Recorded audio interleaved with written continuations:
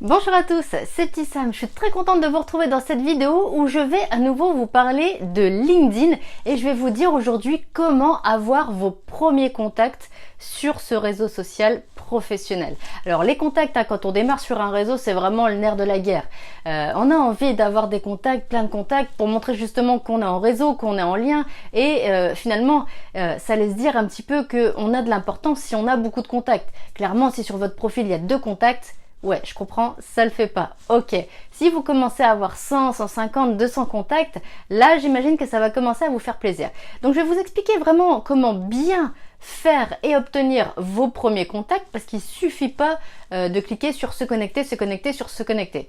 Déjà, si vous faites ça, très rapidement vous allez voir que LinkedIn va vous bloquer parce que LinkedIn, dans la manière dont a été créé ce réseau social professionnel, il y a vraiment cet objectif constant et au quotidien que les personnes se rencontrent dans un état d'esprit professionnel, dans le but d'échanger dans un cadre professionnel et établissent pour cela des relations et des contacts de qualité, donc à visée professionnelle. Le but, c'est pas encore une fois de collectionner les contacts, d'avoir 1000, 10 000, 1 million de contacts, c'est vraiment pas le but si ça vous sert à rien. Donc déjà LinkedIn va vous bloquer, mais pour vous encore une fois ça sert à rien parce que si dans votre réseau vous avez des tas et des tas de gens qui n'ont rien à voir avec vous, avec votre secteur, avec votre métier, qu'est-ce qu'ils vont vous apporter ? Ce sera une multitude de contacts. Alors oui, on va voir votre nombre de contacts. Ok, super. Et après, vous allez être parasité par leur actualité dont vous n'aurez absolument rien à faire. Et finalement, votre réseau social professionnel, il va vous servir à quoi ?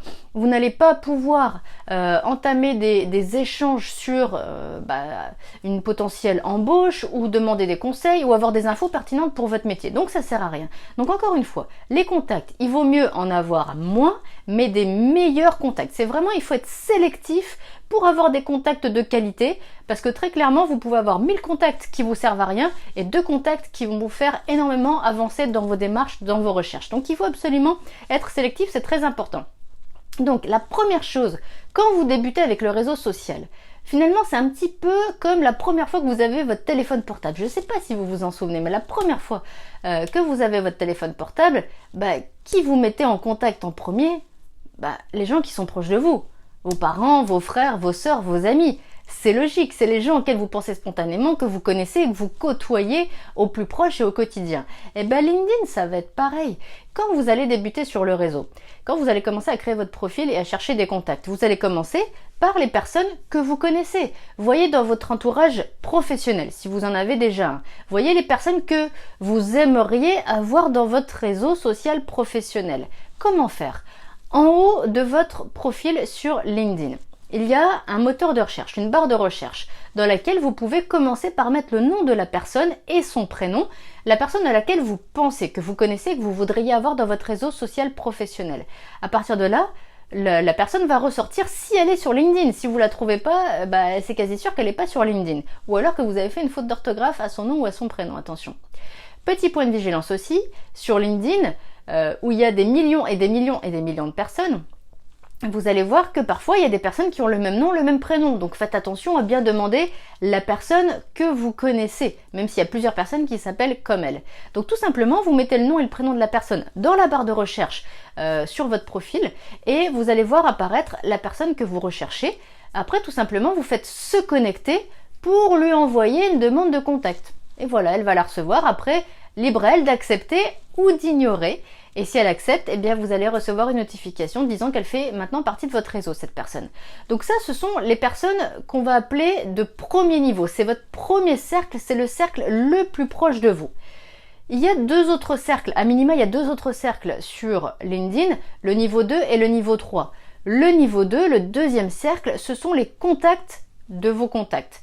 Le niveau 3, ce sont les contacts des contacts de vos contacts. Donc c'est potentiellement aussi des personnes intéressantes parce que si elles sont en lien avec vos contacts, c'est qu'elles ont des affinités, c'est qu'elles ont des points communs sur le plan professionnel et donc vous, ça peut vous intéresser puisque vous êtes déjà en lien avec une de ces personnes, votre contact. Donc ça peut être intéressant pour vous d'aller piocher dans les contacts de vos contacts. Et en plus, c'est une très bonne manière d'avoir ces premiers contacts rapidement. Donc là, comment faire ? Il y a 2 manières de faire pour avoir accès aux contacts de vos contacts et aux contacts des contacts de vos contacts. Niveau 2 et niveau 3. Déjà, LinkedIn va vous faire ressortir naturellement les actualités de vos contacts, mais aussi des contacts de vos contacts. Donc vous allez les voir apparaître, ces personnes et ces actualités. Libre à vous ensuite d'aller consulter leur profil et de les demander en contact. Donc là déjà, finalement, ce sont les potentiels contacts, en tous les cas les personnes intéressantes pour vous, qui vont apparaître naturellement grâce au fil d'actualité de LinkedIn, tout simplement. Mais il y a une autre astuce. Quand vous allez avoir vos premiers contacts, vous allez peut-être consulter un peu plus leur profil et vous avez la possibilité, s'ils l'ont paramétré de cette manière, de voir toutes les personnes avec lesquelles ils sont en contact. Alors je dis bien s'ils l'ont paramétré de cette manière parce que sur LinkedIn, vous avez le choix de faire apparaître vos relations, votre réseau à toutes vos autres relations, à tous vos autres contacts, ou finalement de ne les laisser visibles que par vous. Donc si les personnes ont choisi, les personnes avec lesquelles vous êtes en contact, ont choisi de rendre visibles tous leurs autres contacts, vous les verrez, sinon vous les verrez pas. Mais en tous les cas, généralement ils sont visibles, et c'est une très bonne manière d'avoir accès au réseau de votre contact, de consulter d'autres profils qui peuvent vous intéresser et de demander rapidement d'autres personnes en contact qui peuvent être intéressantes pour vous. Encore une fois, il faut que ces personnes soient intéressantes pour vous, pour votre métier, pour votre secteur d'activité ou pour votre projet professionnel. Donc voilà, ça c'est vraiment les moyens pour avoir vos premiers contacts, d'avoir accès à leurs contacts et d'avoir accès finalement à plein de profils qui peuvent vous intéresser. Et puis, sur LinkedIn, il y a encore une autre manière de chercher des contacts.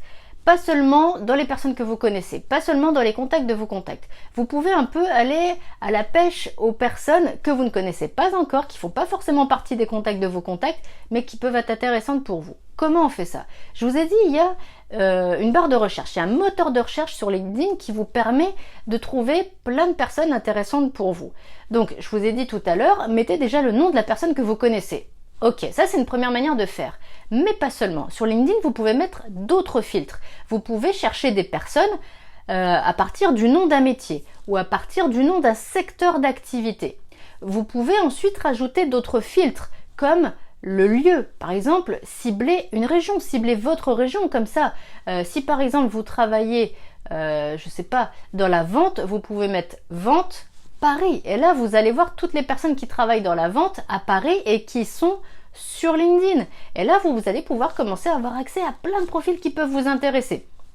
Autre exemple, vous pouvez mettre cuisinier Bruxelles. Là, on cible vraiment une ville à plus petite échelle que Paris, parce que Paris, généralement, c'est marqué région de Paris, donc c'est vraiment très très large.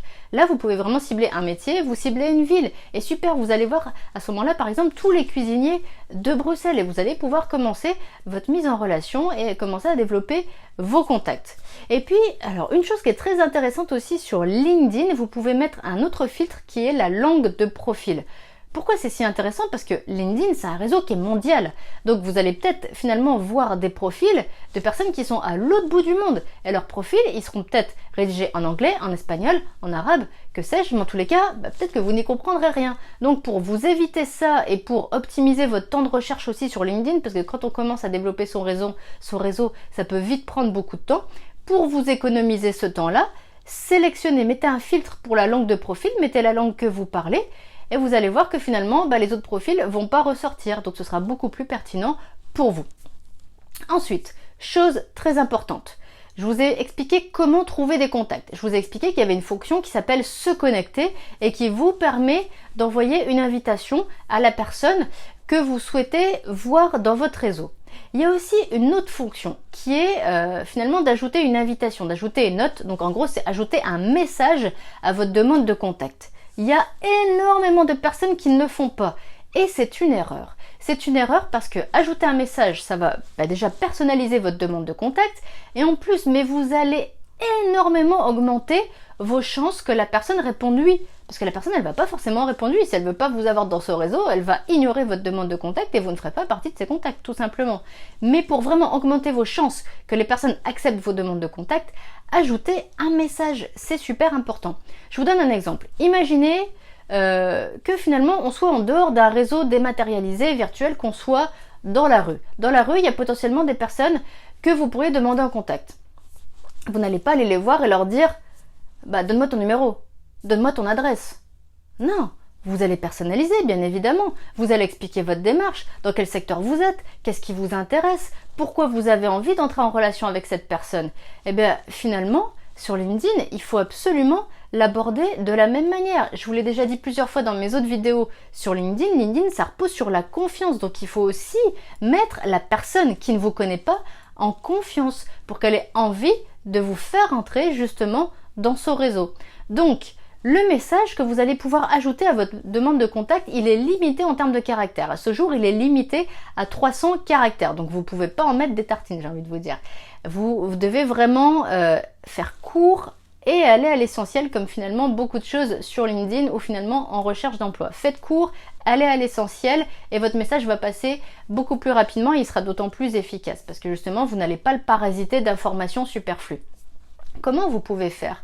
Si une personne vous intéresse parce que vous voyez qu'elle fait le même métier que vous et que peut-être elle a énormément d'années d'expérience comparée à vous, vous pouvez lui dire intéressé par tel métier ou pratiquant moi-même tel métier, je suis assez admiratif de votre expérience et ça me plairait de faire partie de votre réseau, ça me plairait de suivre votre actualité.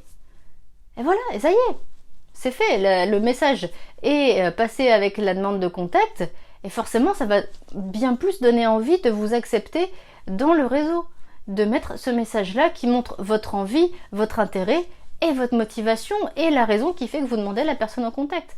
Ou alors, vous pouvez dire, peut-être que vous avez vu sur LinkedIn le profil d'une personne qui parle de sujets qui vous intéressent, même si c'est pas complètement des informations sur le métier, c'est peut-être des informations, on va dire, annexes au métier, mais ça vous intéresse parce que vous savez que ça va vous servir.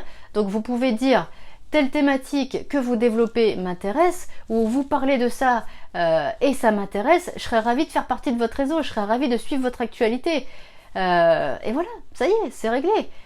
Vous mettez une petite formule de politesse, au plaisir ou à très bientôt. Bien sûr, vous signez votre nom, votre prénom. Et ça y est, c'est réglé.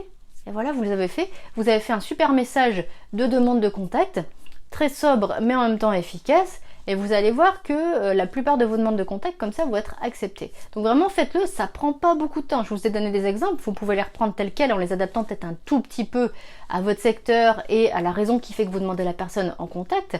Et ça prend quoi? 1 minute, 2 minutes en plus de cliquer sur se connecter et ça y est, c'est réglé. Et là, vous serez vraiment efficace.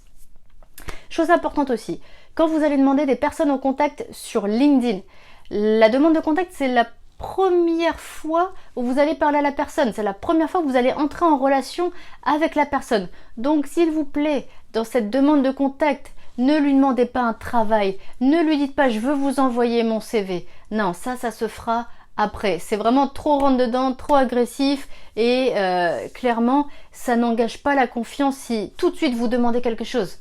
Voilà.